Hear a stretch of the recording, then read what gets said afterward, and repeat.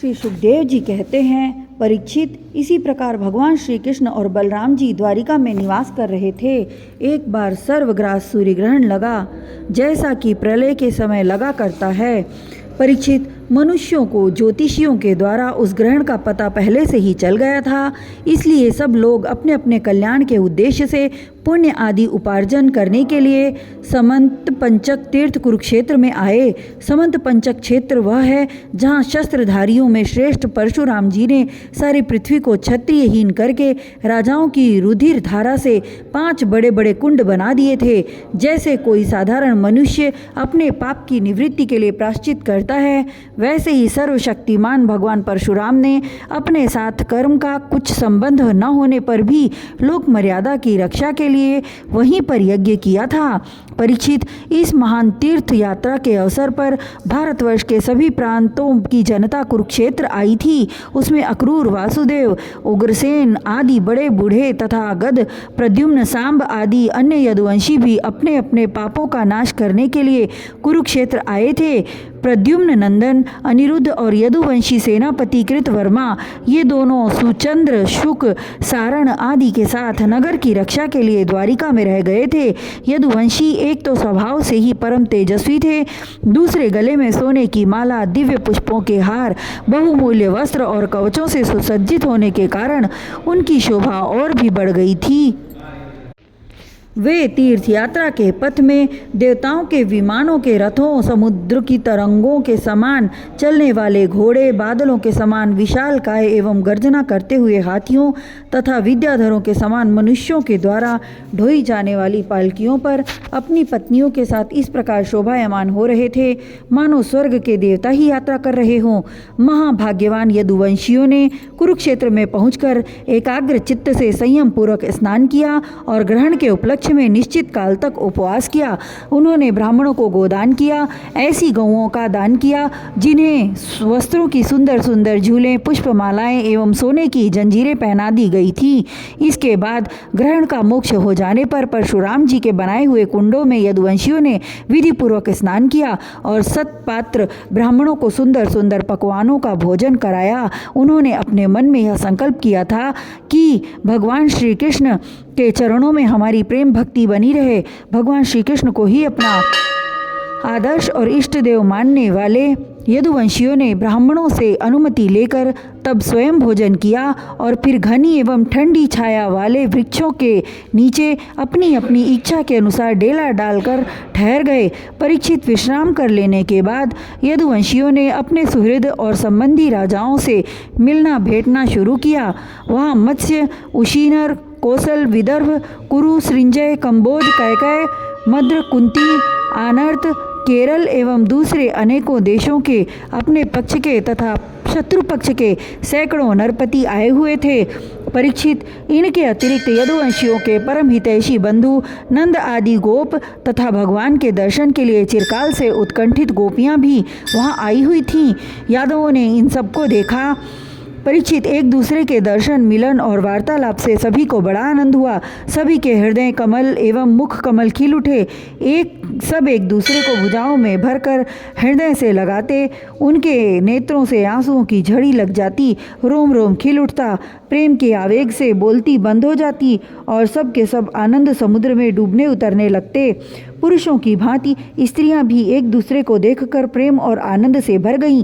वे अत्यंत सौहार्द्य, मंद मंद मुस्कान, परम पवित्र तिरछी चितवन से देख देख कर परस्पर भेंट अंकवार भरने लगीं। वे अपनी भुजाओं में भरकर केसर लगे हुए वक्षस्थलों को दूसरी स्त्रियों के वक्षस्थलों से दबाती और अत्यंत आनंद का अनुभव करती। उस समय उनके नेत्रों से प्रेम के आंसू छलकने लगते। अवस्था आदि में छोटों ने बड़े बूढ़ों को प्रणाम किया और उन्होंने अपनों से छोटों का प्रणाम स्वीकार किया। वे एक दूसरे का स्वागत करके तथा कुशल मंगल आदि पूछकर फिर श्री कृष्ण की मधुर लीलाएं आपस में कहने सुनने लगे। परीक्षित, कुंती, वासुदेव आदि अपने भाइयों बहनों, उनके पुत्रों, माता पिता, भाभियों और भगवान श्री कृष्ण को देखकर तथा उनसे बातचीत करके अपना सारा दुख भूल गईं। कुंती ने वासुदेव जी से कहा, भैया, मैं सचमुच बड़ी अभागिन हूँ। मेरी एक भी साध पूरी न हुई। आप जैसे साधु स्वभाव आओ सज्जन भाई, आपत्ति के समय मेरी सुध भी न लें, इससे बढ़कर दुख की बात क्या होगी। भैया, विधाता जिसके बाएं हो जाता है उसे स्वजन संबंधी पुत्र और माता पिता भी भूल जाते हैं, इसमें आप लोगों का कोई दोष नहीं है। वासुदेव जी ने कहा, बहन उलाहना मत दो, हमसे विलग न मानो, सभी मनुष्य देव के खिलौने हैं। यह संपूर्ण लोक ईश्वर के वश में रहकर कर्म करता है और उसका फल भोगता है। बहन, कंस से सताए जाकर हम लोग इधर उधर अनेक दिशाओं में भगे हुए थे। अभी कुछ ही दिन हुए, ईश्वर की कृपा से हम सब पुनः अपना स्थान प्राप्त कर सके हैं। श्री सुखदेव जी कहते हैं, परीक्षित, वहाँ जितने भी नरपति आए थे, वसुदेव, उग्रसेन आदि यदुवंशियों ने उनका खूब सम्मान सत्कार किया। वे सब भगवान श्री कृष्ण का दर्शन पाकर परमानंद और शांति का अनुभव करने लगे। परीक्षित, भीष्म पितामह, द्रोणाचार्य, धृतराष्ट्र, दुर्योधन आदि पुत्रों के साथ गांधारी पत्नियों के सहित युधिष्ठिर आदि पांडव, कुंती, सृंजय, विदुर, कृपाचार्य, कुंतीभोज, विराट, भीष्मक, महाराज नग्नजीत, पुरुजीत, द्रुपद, शल्य, धृष्टकेतु, काशी नरेश, दमघोष, विशालाक्ष, मिथिला नरेश, मद्र नरेश, कैकय नरेश, युधामन्यु, सुशर्मा अपने पुत्रों के साथ, बाहिक और दूसरे भी युधिष्ठिर के अनुयायी नृपति भगवान श्री कृष्ण का परम सुंदर श्री निकेतन विग्रह और उनकी रानियों को देखकर अत्यंत विस्मित हो गए। अब वे बलराम जी तथा भगवान श्री कृष्ण से भली भांति सम्मान प्राप्त करके बड़े आनंद से श्री कृष्ण के स्वजनों यदुवंशियों की प्रशंसा करने लगे। उन लोगों ने मुख्यतया उग्रसेन जी को संबोधित करके कहा, भोजराज उग्रसेन जी, सच पूछिए तो इस जगत के मनुष्यों में आप लोगों का जीवन ही सफल है। धन्य है, धन्य है, क्योंकि जिन श्री कृष्ण का दर्शन बड़े बड़े योगियों के लिए भी दुर्लभ है, उन्हीं को आप लोग नित्य निरंतर देखते रहते हैं। वेदों ने बड़े आदर के साथ भगवान श्री कृष्ण की कीर्ति का गान किया है।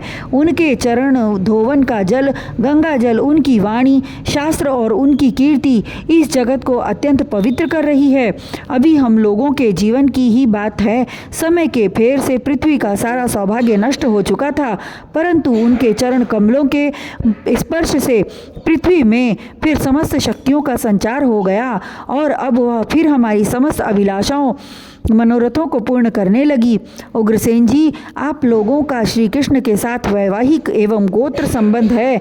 यही नहीं, आप हर समय उनका दर्शन और स्पर्श प्राप्त करते रहते हैं, उनके साथ चलते हैं, बोलते हैं, सोते हैं, बैठते हैं और खाते पीते हैं। यूँ तो आप लोग गृहस्थी की झंझटों में फंसे रहते हैं, जो नरक का मार्ग है, परंतु आप लोगों के घर वे सर्वव्यापक विष्णु भगवान मूर्तिमान रूप से निवास करते हैं, जिनके दर्शन मात्र से स्वर्ग और मोक्ष तक की अभिलाषा मिट जाती है। श्री सुखदेव जी कहते हैं, परीक्षित, जब नंद बाबा को यह बात मालूम हुई कि श्री कृष्ण आदि यदुवंशी कुरुक्षेत्र में आए हुए हैं, तब वे गोपों के साथ अपनी सारी सामग्री गाड़ियों पर लादकर अपने प्रिय पुत्र श्री कृष्ण, बलराम आदि को खेलने के लिए वहाँ आए, आदि को देखने के लिए वहां आए। नंद आदि गोपियों को देखकर सब के सब यदुवंशी आनंद से भर गए। वे इस प्रकार उठ खड़े हुए मानो मृत शरीर में प्राणों का संचार हो गया हो। वे लोग एक दूसरे से मिलने के लिए बहुत दिनों से आतुर हो रहे थे, इसलिए एक दूसरे को देर तक अत्यंत गाढ़ भाव से आलिंगन करते रहे। वसुदेव जी ने अत्यंत प्रेम और आनंद से विवल होकर नंद जी को हृदय से लगा लिया। उन्होंने एक एक करके सारी बातें याद हो आईं। कंस किस प्रकार उन्हें सताता था और किस प्रकार उन्होंने अपने पुत्र को गोकुल में ले जाकर नंद जी के घर रख दिया था। भगवान श्री कृष्ण और बलराम जी ने माता यशोदा और पिता नंद जी के हृदय से लगकर उनके चरणों में प्रणाम किया। परीक्षित, उस समय प्रेम के उद्रेक से दोनों भाइयों का गला रुंध गया। वे कुछ भी बोल न सके। महाभाग्यवती यशोदा जी और नंद बाबा ने दोनों पुत्रों को अपनी गोद में बिठा लिया और भुजाओं से उनका गाढ़ आलिंगन किया। उनके हृदय में चिरकाल तक न मिलने का जो दुख था वह सब मिट गया। रोहिणी और देवकी जी ने ब्रजेश्वरी यशोदा को अपने अंकवार में भर लिया। यशोदा जी ने उन लोगों के साथ मित्रता का जो व्यवहार किया था उसका स्मरण करके दोनों का गला भराया। वे यशोदा जी से कहने लगी, यशोदा रानी, आपने और ब्रजेश्वर ने नंद जी ने हम लोगों के साथ जो मित्रता का व्यवहार किया है वह कभी मिटने वाला नहीं है। उसका बदला इंद्र का ऐश्वर्य पाकर भी हम किसी प्रकार नहीं चुका सकती। नंद रानी जी, भला ऐसा कौन कृतज्ञ है जो आपके उस उपकार को भूल सके। देवी, जिस समय बलराम और श्री कृष्ण ने अपने माँ बाप को देखा तक न था और इनके पिता ने धरोहर के रूप में इन्हें आप दोनों के पास रख छोड़ा था, उस समय आपने इन दोनों की इस प्रकार रक्षा की जैसे पलके पुतलियों की रक्षा करती हैं, तथा आप लोगों ने ही इन्हें खिलाया पिलाया दुलार किया और रिझाया। इनके मंगल के लिए अनेकों प्रकार के उत्सव मनाए। सच पूछिए तो इनके माँ बाप आप ही लोग हैं। आप लोगों की देखरेख में इन्हें किसी की आँच तक न लगी। ये सर्वथा निर्भय रहे, ऐसा करना आप लोगों के अनुरूप ही था, क्योंकि सत्पुरुषों की दृष्टि में अपने पराये का भेदभाव नहीं रहता। नंद रानी जी, सचमुच आप लोग परम संत हैं। श्री सुखदेव जी कहते हैं, परीक्षित, मैं कह चुका हूँ कि गोपियों के परम प्रियतम जीवन सर्वस्व श्री कृष्ण ही थे।